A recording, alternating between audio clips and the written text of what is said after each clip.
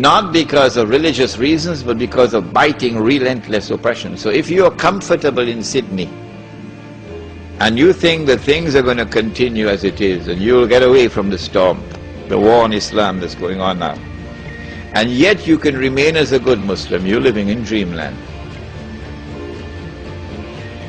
Because the war on Islam is going to intensify like nothing you've ever seen before.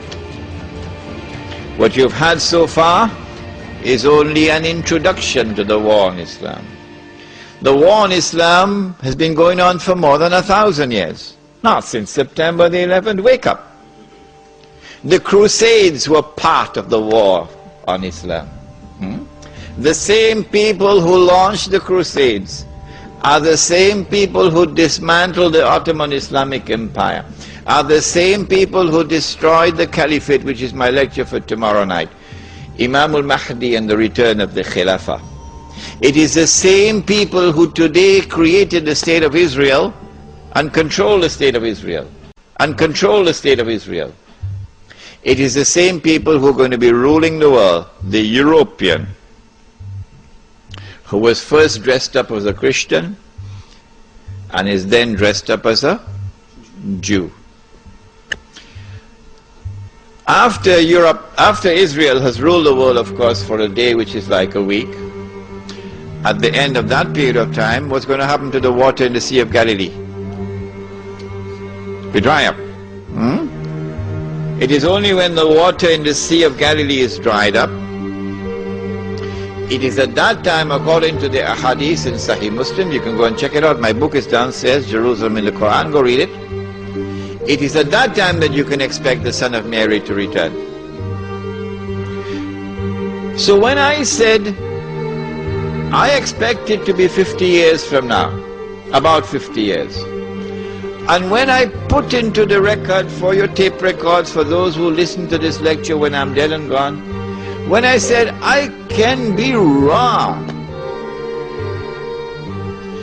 and some people still have objections to his saying that he expects the Son of Mary to be coming back in about 50 years from now. Okay, I'll change it. All I have to say is I expect the Sea of Galilee to be dried up in about 50 years from now. Huh? That's all I have to say. The same thing. Because the Son of Mary will return when the Sea of Galilee is dried up. So if they have objections to that, all I have to say, well, I expect the Sea of Galilee to dry up, 50 years later, and they'll be happy with that. Huh? It is at that time that Dajjal will now enter into a day which is like our day, and therefore he'll be in our dimension of time. And he'll be ruling the world from Jerusalem with what would appear to be eternal rule. It is at that time that the Imam will emerge from Medina, hurrying to Mecca, which is our lecture for tomorrow night. It is at that time that the Son of Mary will come down, and the Son of Mary will have his hands on the wings of two angels. It is at that time that the true Messiah will kill the false Messiah. When I lecture on Jerusalem in the Quran at Lakemba on Monday the 7th, inshallah, we go over the subject again, but in greater detail than I did over here. So that lecture will be 2.5 hours, inshallah. It is at that time that the true Messiah will kill the false Messiah. It is at that time that Gog and Magog will be destroyed. It is at that time that the army will come from Khurasan, and no one will be able to stop that army until it reaches Jerusalem. Hadith of Sunan of Tirmizi, Sahih Hadith. And then Islam will destroy the State of Israel, liberate the Holy Land. It is at that time the Hadith which is in Sahih Bukhari and Sahih Muslim. If you want to check the credentials of any of your Muslim leaders in Australia, check them out. Can we trust this man? Ask him, would you ever quote this hadith in public? He'll turn around and run so fast, faster than Federal Express. If he doesn't have faith in his heart, but he's a Muslim leader. Which hadith? Test them out with this. It is in Sahih Bukhari, it is in Sahih Muslim, it is muttafaqun alayh. And every Palestinian loved this hadith. Oh yes. La tuqatilunna al-Yahud, you'll most certainly fight the Jews. Wa la taqtulunnahum, and you'll most certainly kill them. Hatta yaqulu al-hajar, at that time the stones will speak, Ya Muslim, hadha Yahudiyyun wara'i, there's a Jew hiding behind me, fata'ala faqtul, so come and kill him. Check them out, your leaders. Which one will quote this hadith? When you find a man who is prepared to quote this hadith in public, you got your leader. Now then, let's come to the nitty-gritty. What is the future of the Ummah during this interim period, until such time as Islam triumphs in the world? What we can expect is the emergence, or rather the culmination of the political strategy for the establishment of one world government, which will control all of mankind. That we have massively betrayed the Quran is clear from the ayah of Surah Al-Ma'idah. Which ayah? Again, I don't think they'll want to quote it. He says, Subhanahu wa ta'ala, ba'da a'udhu billahi minash shaitanir rajim, Ya ayyuhalladhina amanu la tattakhidhul yahuda wan nasara awliya ba'duhum awliya'u ba'd وَمَنْ يَتَوَلَّهُمْ مِنْكُمْ فَإِنَّهُ مِنْهُمْ إِنَّ اللَّهَ لَا يَهْدِي الْقَوْمَ الظَّالِمِينَ. If you're an Arab tonight, good news for you. You don't need a translation. You got it already. But for the rest who need a translation for the word of Allah, remember, if you stay like that, you're disrespecting the Quran. May I repeat that? If you remain like this, that you do not know what I have just said, because you couldn't understand it, if you remain like this, you are disrespecting the Quran, and you'll pay a price for it. O you who believe, do not turn to Jews and to Christians for that relationship in which they become your awliya, a relationship in which you depend upon them for your protection, and you are now subservient to them like an alliance. Do not do that. Of course, Liaquat Ali Khan didn't read the Quran properly when he made his famous trip to the United States and handed over Pakistan as a client state to the United States. Many years later, they tried to erase it with a book called Friends, Not Masters, but too late. Too late.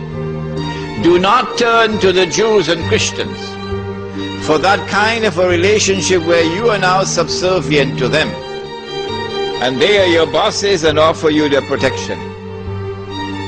Don't do that, says Allah. بَعْدُهُمْ أَوْلِيَاءُ بَعْضٍ. They are protecting friends of each other. وَمَنْ يَتَوَلَّهُمْ مِنْكُمْ وَمَنْ يَتَوَلَّهُمْ مِنْكُمْ. Whosoever from amongst you turn to the world of Jews and Christians for that kind of a relationship, accept it, submit to it, فَإِنَّهُ مِنْهُمْ. You have left the ummah of Muhammad sallallahu ta'ala alayhi wa sallam. You're just whistling in the wind now. You have left the ummah of Muhammad alayhi salatu wa salam. If you think you are still in the ummah, you're just whistling in the wind.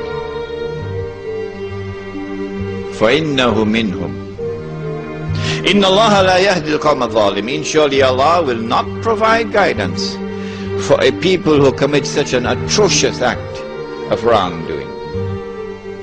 This is the political landscape of world government, in which you will no longer be citizens of Australia and Bangladesh, but you will now be citizens of the world, governed by a world government,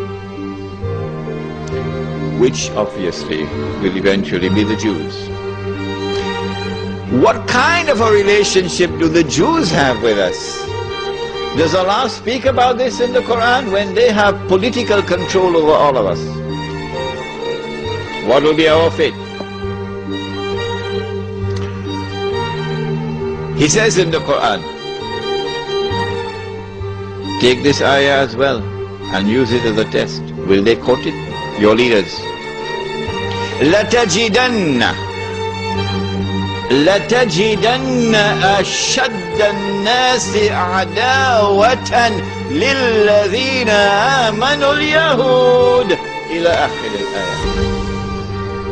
This is the word of Allah, not Imran Hussein.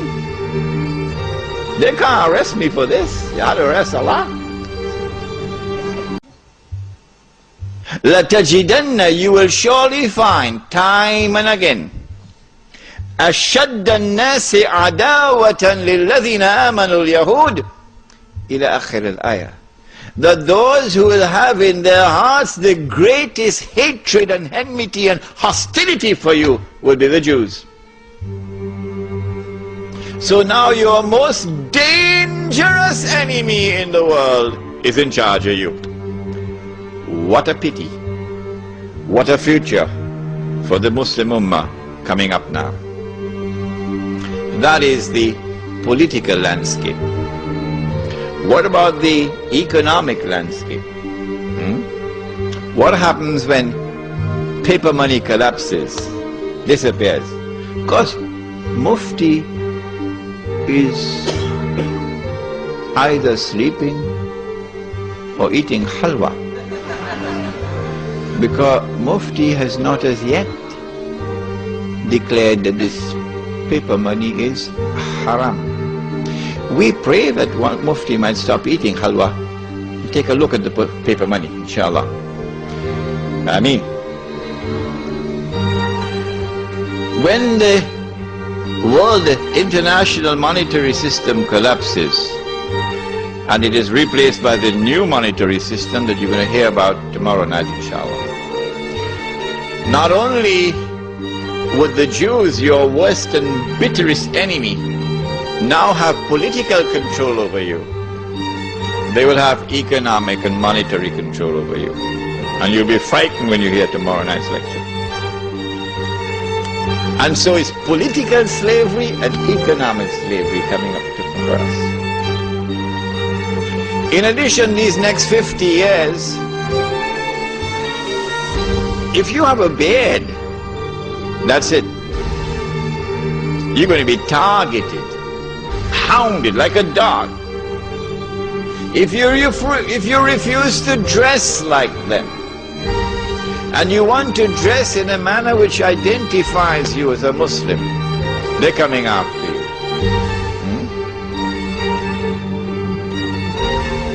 You say, I don't want to be part of the blue jeans Jamaat. If you're 17 years of age tonight, I hope you're listening, son. They're coming after you. Because your way of life as a Muslim is going to be ghareeb. That's the word, ghareeb. Something strange, something different from the global society and its universal, uniform way of life. And so life is going to become increasingly difficult these next 50 years. You lose your job because you refuse to take a drink of whiskey. I was interviewed by the government of Trinidad and Tobago for the post of a foreign service officer in the Ministry of Foreign Affairs. In many parts of the world, this is a diplomatic job. This is the best job you can get. You are in the elite.